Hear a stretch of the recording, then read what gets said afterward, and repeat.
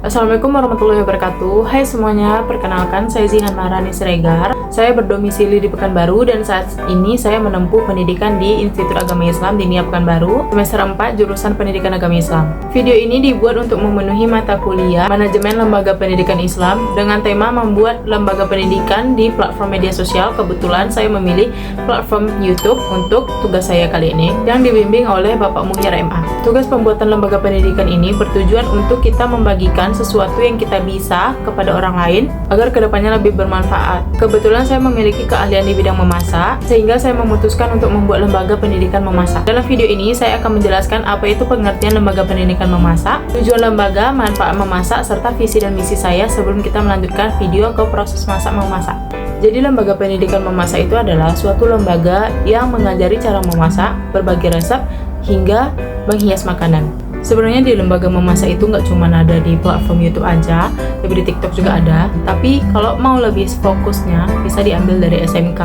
SMK itu seperti jurusan memasak ya, seperti tata boga, dan juga di perguruan tinggi.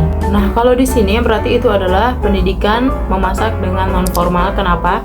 Karena melalui platform ya. Kalau dia formal berarti dia itu dari sekolah-sekolah maupun perguruan tinggi. Nah, terus dari tujuan lembaga yang saya buat ini adalah saya berfokus kepada teman-teman yang baru mulai untuk belajar, karena saya akan mengajarkan beberapa masakan yang mungkin cukup mudah ya, dan beberapa masakan tradisional, khususnya masakan-masakan rumahan yang mungkin buat para ibu-ibu zaman sekarang itu biasanya kita lebih sering mager gitu ya. Gak ada masalah guys, saya akan mencoba membuat lembaga ini dan membuatkan masakan-masakan yang cukup mudah dan insyaallah kalian suka. Ada beberapa manfaat memasak, yaitu yang pertama, kita bisa lebih hemat budget ya. Daripada kita beli di luar, kita lebih bisa hemat budget, kita bisa masak porsi banyak dan itu cukup untuk dalam satu hari. Yang kedua, lebih sehat dan higienis. Kenapa? Karena kita tuh memilih bahan. Kita pasti memilih bahan itu yang higienis. Kita pasti memilih bahan itu yang fresh gitu ya. Sedangkan yang di luar kita nggak tahu mereka itu menggunakan produk yang fresh apa tidak. Terus yang ketiga adalah aktivitas fisik atau olahraga ringan seperti memotong, mengadu ya, masak besar ya atau masak-masak berat gitu. Kita mengacaunya itu butuh tenaga ya. Jadi kenapa itu bisa disebut dengan aktivitas olahraga. Terus yang keempat yaitu adalah terapi penghilang stres. Kadang bagi beberapa orang memasak itu adalah sebuah terapi ya teman-teman. Dan menurut saya yang terakhir itu adalah menunjukkan kasih sayang. Kenapa? Karena kita itu masak penuh kasih sayang ya teman-teman.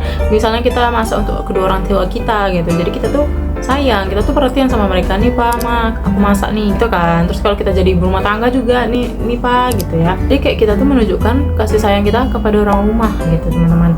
Nah sekarang kita lanjut ke visi dan misi.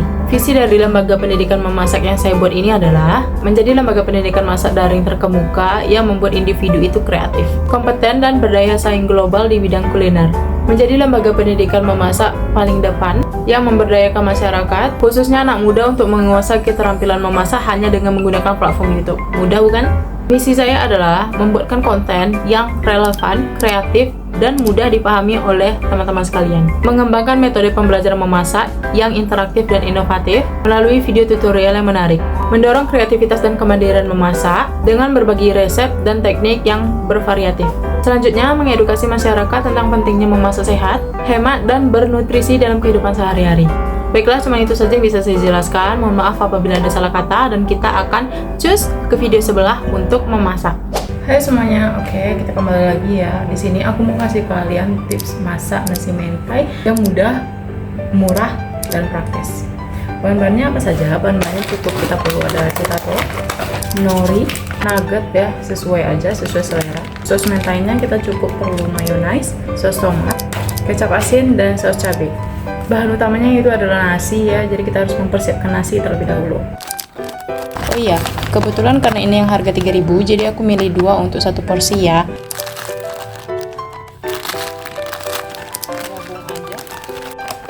Masukkan nasi.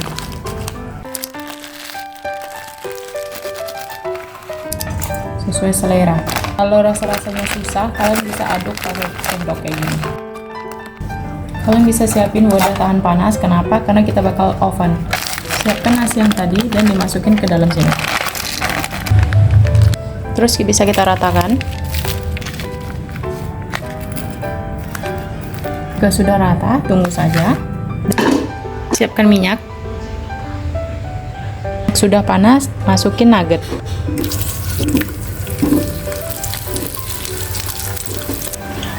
Selanjutnya kita buat saus mentainya. Kita pakai mayonnaise sesuai selera aja, tapi minimal 1 sendok makan. 2 sendok.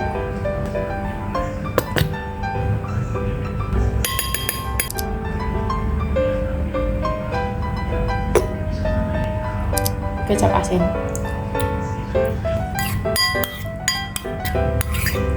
Kita bisa potong-potong nugget ya. Kita susun. Ini pakai topping lain ya, kayak sosis, ayam goreng atau yang lain.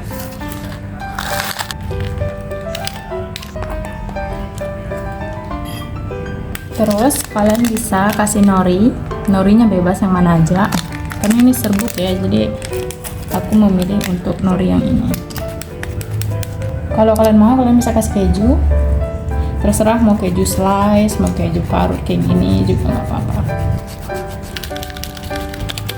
Tahap terakhir yaitu kita bisa panggang air fryer atau oven. Kebetulan di rumah aku cuma ada oven, jadi aku mau oven ini semua supaya dia hangat ya guys, jadi enak makannya. Untuk anak kos bisa dipanggang di teflon, ditutup pakai penutup teflon, jadi ya udah. Di 170 aja, api atas bawah, dan 10 menit. Tada! And now it's finished.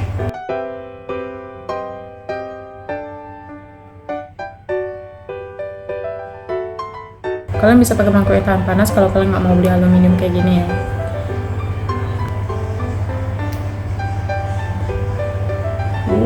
It's yummy.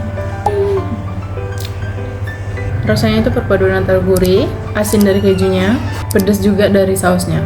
Jadi so yum. Ini tuh murah meriah banget ya guys. Kalian bisa contoh di kos, di rumah gitu ya.